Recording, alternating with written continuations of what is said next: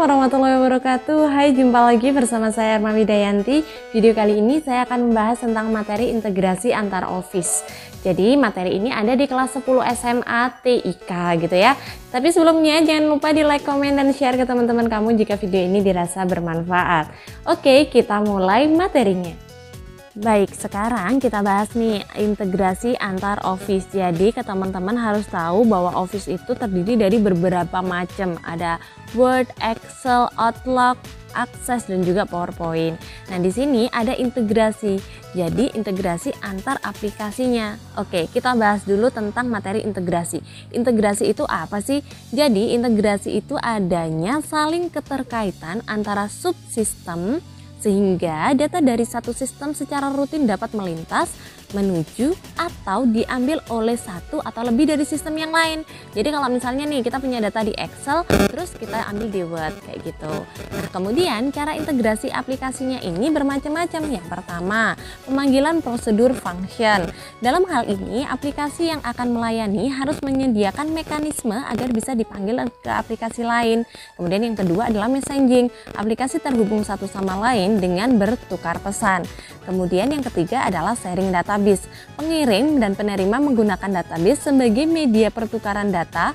Pengirim menaruh datanya di suatu tabel di database, kemudian dibaca oleh penerima. Dan yang terakhir adalah file transfer.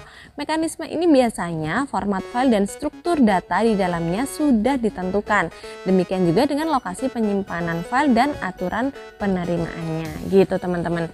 Jadi ini akan membuat kita lebih mudah memahami dalam integrasi antar office.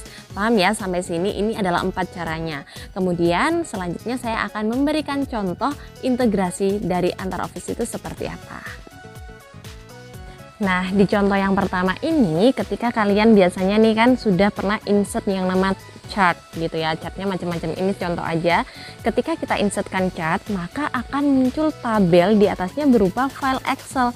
Nah, ini sudah juga disebut dengan integrasi antara Word dan juga Excel. Kemudian di contoh berikutnya saya akan memberikan contoh dari dua file yang berbeda. Kalian tahu kan kalau kita misalnya nih cetak sertifikat ya, jadi saya punya dua file, ada Word dan juga file Excel.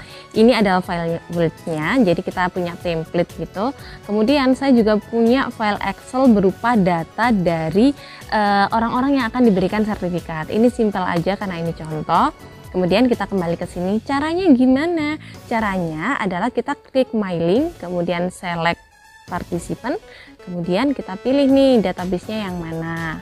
Oke, kita pilih misalnya tadi lokasinya kan ada di D itu ya, di contoh. Kemudian di master, diklik aja masternya, kemudian di open. Nah, di sini sheet 1. Kenapa? Karena hanya ada sheet 1 tadi ya teman-teman.